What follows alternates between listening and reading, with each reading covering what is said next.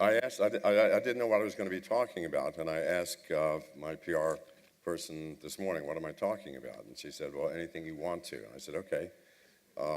Because my favorite topic and the most intractable problem in the world for me and for millions of other men is how do you distinguish between a Bangkok girly boy and a real woman?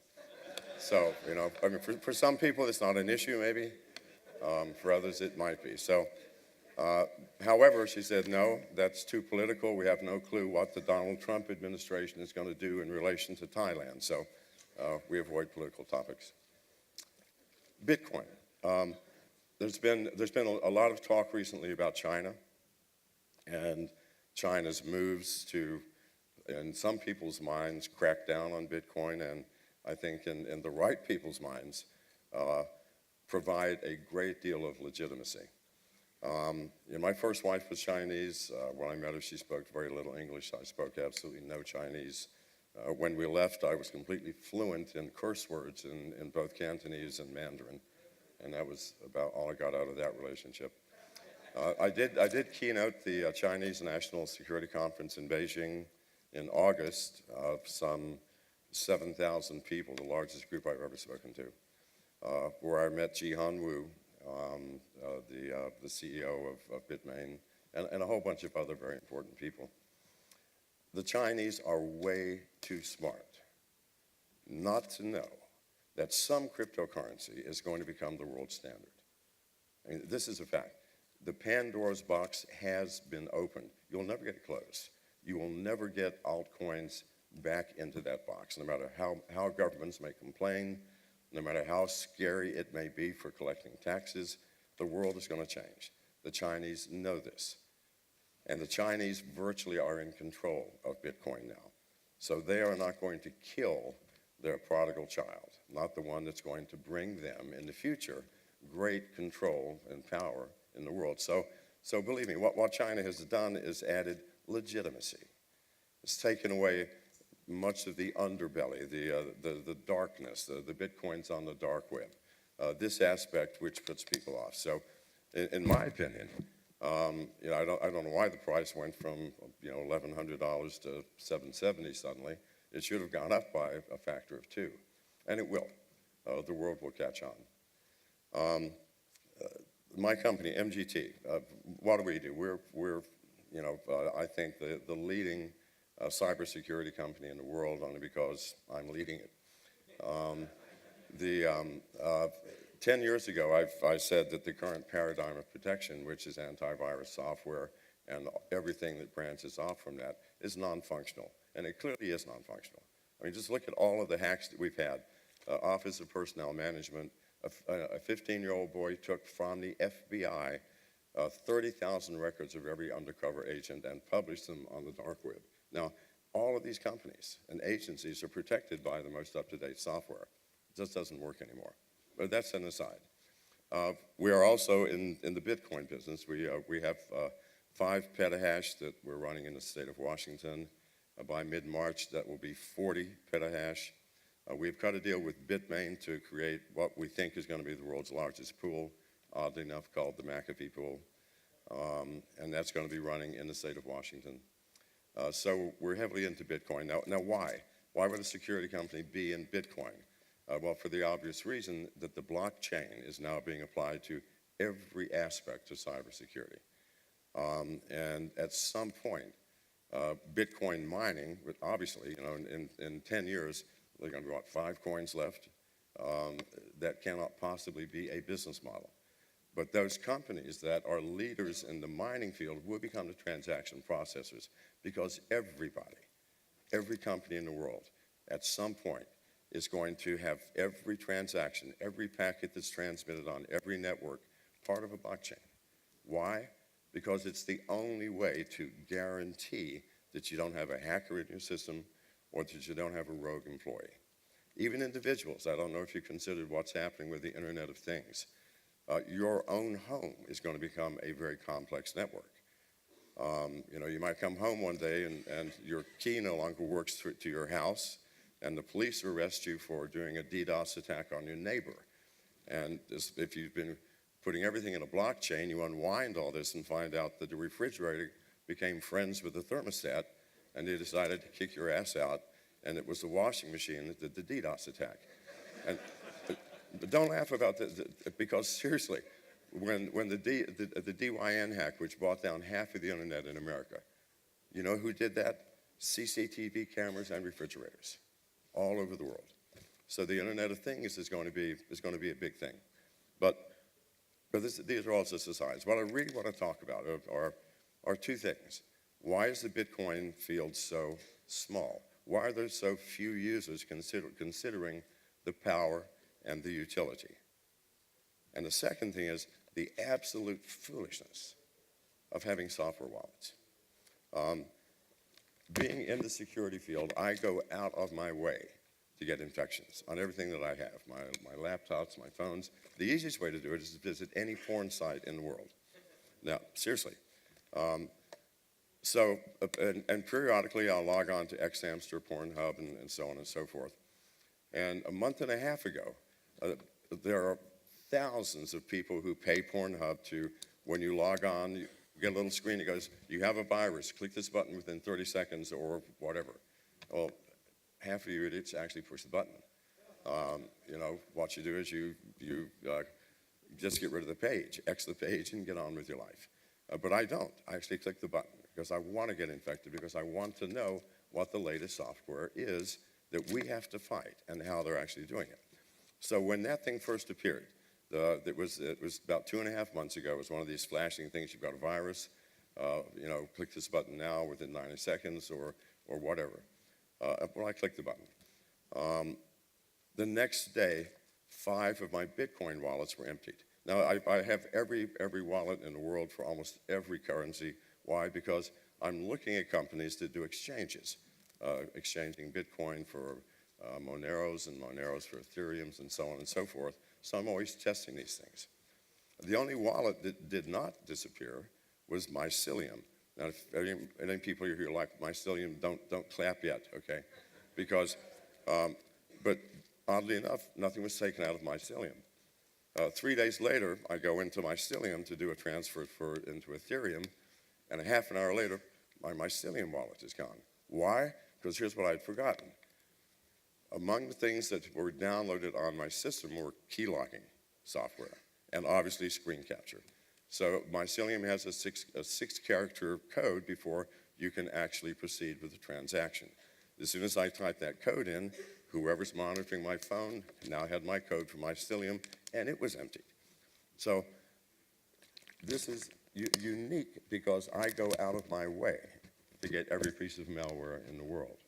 But if any of you have ever visited a porn site, I promise you, you have keystroke locking software on your phone, and possibly a screen capture as well. So what does that mean? That means that, let's say you've got a brand new wallet, and they say, here are your seed keys, please type them in. Well, whoever's in the phone also has your seed keys. This is the reality that we're living in. And I know people who keep hundreds of thousands of dollars in wallets on smartphones. That money will disappear one day, guaranteed, absolutely guaranteed. So we spend all of this time worrying about encryption, end-to-end encryption, and that's all nonsense. The hackers are way ahead of you, way ahead of us. There's no man in the middle anymore. No one's trying to listen to communication from one point to another. They're trying to get into your phone to become the master of that phone. Because in the Android system, there's only one phone that cannot be remotely rooted. That's, by the way, that's the first thing that happens when you go to a porn site. Your phone is now rooted. You just don't know it. Because there's remote rooting software. The only one that can't be done is the Samsung S7. And I'm hearing now rumors that even that one can be done. So phones are designed. All mobile devices are designed for what?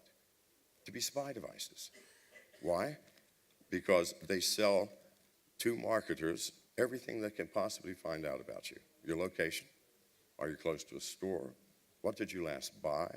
Who are your friends? Whose friends are their friends? What are you saying in your emails and your text messages? Read when you download an app, the permissions that you've been giving out. So if a marketing app can do it, a hacker can do it. So if any of you have visited a porn site on any device, I promise you, someone is watching you, listening to you, and monitoring your keystrokes. And if you have a Bitcoin wallet or something of value on that phone, and they happen to be interested in it, it's going to disappear one day. I don't care whose wallet you use. And Mycelium, by the way, is a very secure wallet. But nothing can protect you against the man not in the middle, but on top. The one whom you allow into your system by clicking, there's a virus in your system, click here to get rid of it. Or a notification shows up in your notification panel from Google. Password needs fixing or something. You click it. Don't do those things. You get an email from somebody you don't know, don't even open it. If you don't know them, you don't need to know them. And so even if you get emails from friends, and you know the friend, and the friend says, oh, I found an interesting link, click here. Call that friend first before you click that link, because it may not be your real friend. It may be someone spoofing their ID. So, excuse me a sec. So wallets are going to be the big thing. Now, nothing seems to be happening, right? How do you know? I mean, I lost thousands of dollars on this one thing from Pornhub. Who do I report it to? The police? What are they going to do? Is there some central agency where I can call up and say, hi, I'd like to report the fact that I downloaded some software and it wiped out all of my Bitcoins? So no, we don't know about those things.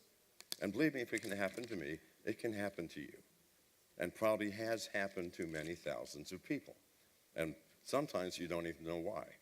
I mean, I consider myself of average intelligence, and yet I have lost thousands of dollars in transactions by just transferring from Bitcoin to Ethereum using various companies. Why? Because it's late at night, it's 11 o'clock, I'm tired, I've had a glass of wine. So you have the send wallet, you have the intermediary wallet, and you've got the receive wallet. Well, you get one of those confused, your money ends up in limbo. Usually the company that does the exchanges, and they don't bother to tell you that you screwed up because they don't know who you are. So we are losing money.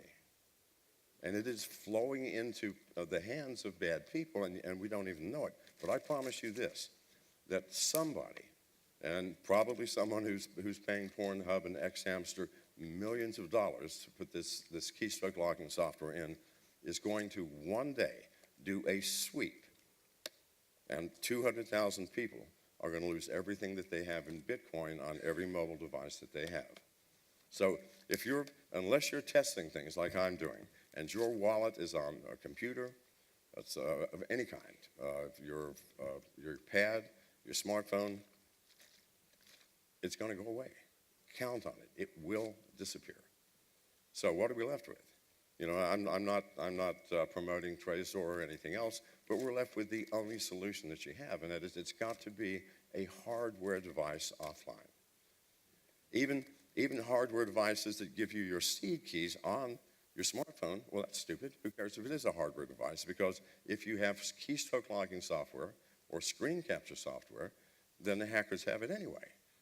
So you're keeping it offline, but who cares?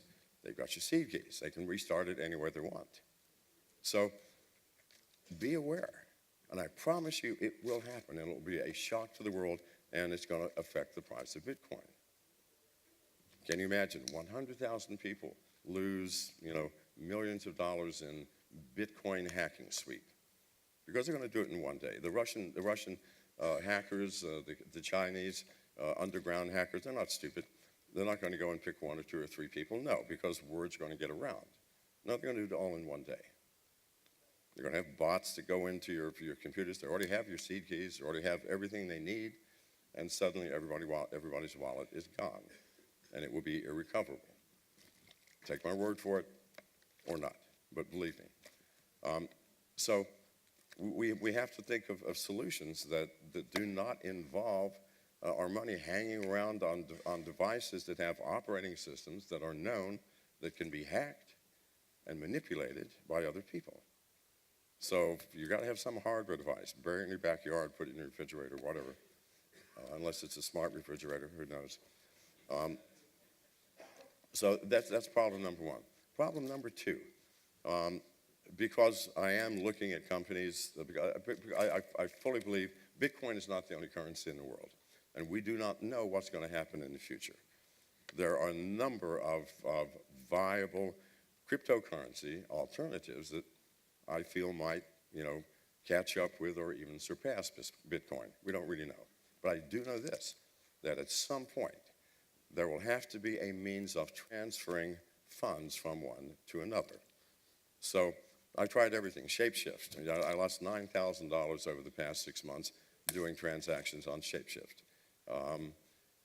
There are other couple of companies we're looking at, which I will not name, that I haven't lost anything on. But as a result, I'm doing things that a reasonably smart man loses money at because I can't keep them straight. Sometimes you have four different wallets you have to worry about. So you do a copy and paste here, and it's hard. So you wonder why the user base is as small as it is, because Bitcoin, hugely powerful. I mean, I can buy anything anywhere with just a click of a button. I don't have to call the bank, don't have to wait for banking hours, don't have to get my balance. Extremely powerful, and yet so few users. How do users come into Bitcoin? It's almost like a fraternity. If you do not know someone who's already using Bitcoin that can hold your hand and say, listen, you can lose everything you have if you're not careful. And this is true.